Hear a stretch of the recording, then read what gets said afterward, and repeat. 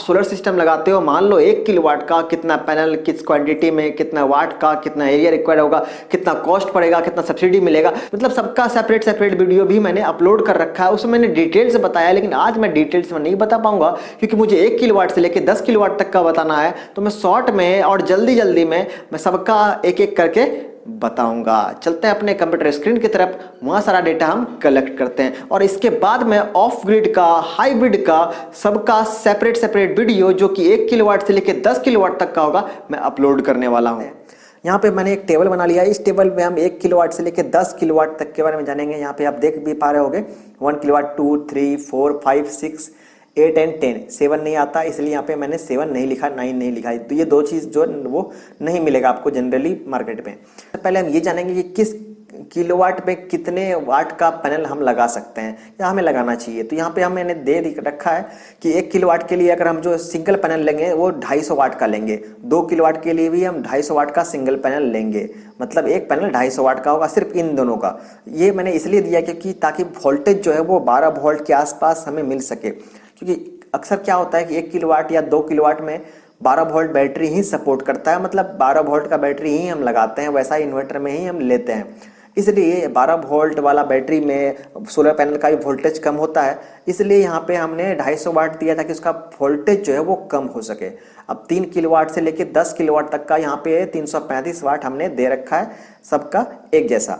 अब आगे चलते हैं, इसमें कितना पैनल लगेगा किस किलोवाट के लिए। तो वहाँ पे आप देख पाओगे 1 किलोवाट के लिए 4 है, 2 के लिए 8 है, 3 के लिए 9 है। इसी तरह सेपरेट सबका मैंने सेपरेट सेपरेट दे रखा है कि 30, अगर 10 किलोवाट का आप ले रहे हो तो 30 पैनल आपको लगाना पड़ेगा। तो किस प्लांट में कितने का स्ट्रक्चर लगेगा। तो 1 किलोवाट का अगर प्लांट है तो उसमें 1 किलोवाट का ही स्ट्रक्चर लगेगा। उसी तरह 10 किलोवाट का प्लांट है तो 10 किलोवाट का स्ट्रक्चर लगेगा। अब हम ये देख लेते हैं कि किस में कितने का इन्वर्टर लगेगा। तो यहाँ पे 1 किलोवाट का अगर प्लांट है आपका तो उसमें 1 किलोवाट का इन्वर्टर लगेगा, 2 में 2 का, उसी तरह 10 में 10 किलोवाट का। आगे देखते हैं कि इसमें कितना पेयर जो MC4 कनेक्टर किस में लगेगा। तो 2-2 पेयर सब देख रहे हो, लेकिन यहाँ पे 8 का है तो 6 पेयर लगेगा, यहाँ पे 6 पेयर लगेगा। अब आगे देख लेते हैं जंक्शन बॉक्स। ये सब में एक जंक्शन बॉक्स चाहिए जिसे हम लोग DC DB बोल सकते हैं, DC जंक्शन बॉक्स। अब AC DB भी सब में एक लगेगा। इसी जंक्शन बॉक्स में AC वाले में AC SPD, AC MCB, AC fuse लगेगा, DC में DC MCB, DC फ्यूज वगैरह लगेगा।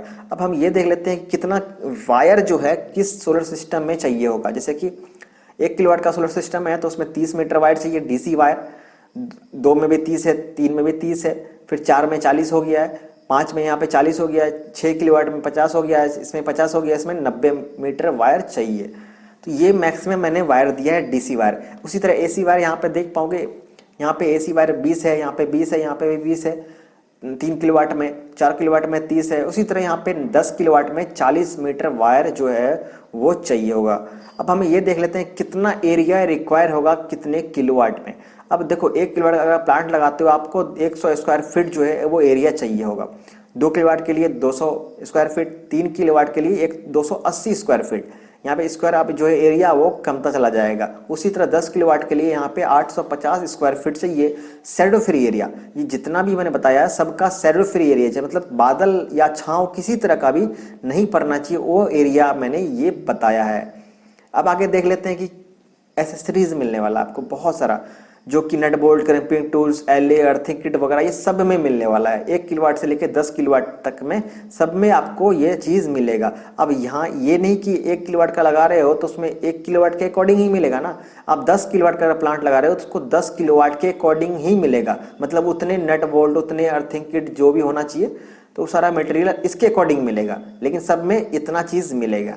ठीक है, अब ये जान लेते हैं कि किसका प्राइस क्या रहने वाला है। तो यहाँ पे 1 किलोवाट के लिए 65,000 पड़ेगा आपको, 2 किलोवाट के लिए 1,10,000 पड़ेगा, 3 किलोवाट के लिए 1,56,000। उसी तरह यहाँ पे देखते जाओगे 8 किलोवाट के लिए 4 लाख, फिर 10 किलोवाट के लिए 4,80,000। ये आपको कॉस्ट पड़ जाएगा। ये फ्लेक्सिबल है, स्टार मार्क लगा दिया, इसका मतलब ये फ्लेक्सिबल है, थोड़ा आगे पीछे हो सकता है। अभी थोड़ा कॉस्ट बढ़ गया है सोलर सिस्टम में कॉस्ट बढ़ने की वजह से आपको हो सकता है कि इससे ज़्यादा कॉस्ट देना पड़े, लेकिन एक बेंचमार्क जो है, बेंचमार्क के अकॉर्डिंग ही मैंने ये प्राइस बनाया है। ये ग्रेड का अगर आप सारा मटेरियल ले तो तब आपको ये कॉस्ट देना पड़ सकता है। हालांकि अभी थोड़ा कॉस्ट बढ़ गया है तो बहुत सारे कंपनी, बहुत सारे लोग आपको इससे ज़्यादा प्राइस मांगे, आपको कॉस्ट पता चल गया, इसका मतलब आप बार्गेनिंग कर सकते हो, देख सकते हो आपको क्या कॉस्ट पड़ेगा कितने किलोवाट के लिए। अब आगे चलते हैं कि कितने किलोवाट का जो अगर प्लांट लगाएंगे तो उसमें कितना एनर्जी हमें मिलेगा पर डे। तो यहाँ पे हम देख पाएंगे 1 किलोवाट का अगर प्लांट लगाते हैं तो 4 से 5 यूनिट पर डे मिल सकता है। तो मिनिमम 4 है, मैक्सिमम 5 यूनिट आपको मिल जाएगा। 2 के लिए 8 से 9, 3 के लिए 12 से 14 किलोवाट, फिर यहाँ 4 किलोवाट, 6 किलोवाट, 8 देख पा रहे हो आप। और 10 किलोवाट के लिए आपको जो है एक दिन में 45 यूनिट से लेके 50 यूनिट तक मिल सकता है एक दिन में। मतलब 50 किलोवाट आपको मिल सकता है एक दिन में मैक्सिमम। अगर आप सही से साइड सर्वे और सही एंगल में लगाओगे तब आपको 50 यूनिट मिलेगा। अब आगे देख लेते हैं कि आपको वारंटी जो है किसमें कितना मिलने वाला है। तो होल सोलर सिस्टम में 1 किलोवाट से लेकर 10 किलोवाट सभी में आपको होल सोलर सिस्टम में सब कुछ का वारंटी 5 साल मिलेगा। सिर्फ स्पेशली सोलर पैनल का वारंटी जो है वो 25 साल आपको मिल जाएगा, किसी भी कंपनी से, किसी भी लोग से, जिससे भी आप लगवाओगे सब में ये वारंटी मिलता है, चाहे 1 किलोवाट का हो, 2 किलोवाट का हो या 10 किलोवाट का हो। अब हम ये देख लेते हैं क्या नेट मीटर इसमें लगाना पड़ेगा। तो ऑन ग्रिड है तो इसमें नेट मीटर लगाना ही पड़ेगा, और नेट मीटर जो है सब में लगेगा, 1 किलोवाट से लेकर 10 किलोवाट सब में नेट मीटर लगेगा। अब नेट मीटर लगेगा तो सब में सब्सिडी भी मिलेगा आपको। तो किसमें कितना % सब्सिडी मिलेगा तो वो आप देख लीजिए। जैसे कि अगर आप 1 किलोवाट का प्लांट लगाते हो आपको 30% सब्सिडी मिलेगा ऑन बेंचमार्क पे। बेंचमार्क गवर्नमेंट एक रेट डिसाइड की है, उसमें कॉस्ट पे ही आपको सब्सिडी मिलता है। मतलब अगर मान लो कि 1 किलोवाट का आपने प्लांट लगाया है, आपको 1 लाख पड़ा है, और 1 लाख का अगर 30% सब्सिडी है तो मतलब आपको 30,000 जो है वो रिफंड हो जाएगा। बाद में आपको जो है गवर्नमेंट रिफंड कर देती है आपके अकाउंट में। तो उसी तरह यहाँ 2 किलोवाट के लिए 30,000 है, 3 के लिए भी 30,000 है। लेकिन बाकी 4 से लेकर 10 तक देख रहे हो यहाँ सब में 20% ही सब्सिडी है।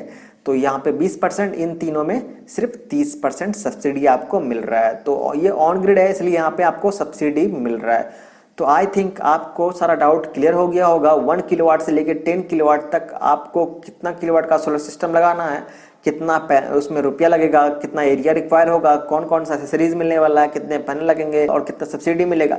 तो आपने सारा डेटा कलेक्ट कर लिया 1 किलोवाट से लेकर 10 किलोवाट तक का। अब भी आपका कुछ डाउट रह गया है देन कमेंट सेक्शन में आप कमेंट कर सकते हो। अगर आप चाहते हो कोई पर्टिकुलर टॉपिक पे मैं वीडियो बनाऊँ देन आप वो भी कमेंट कर सकते हो कमेंट सेक्शन में।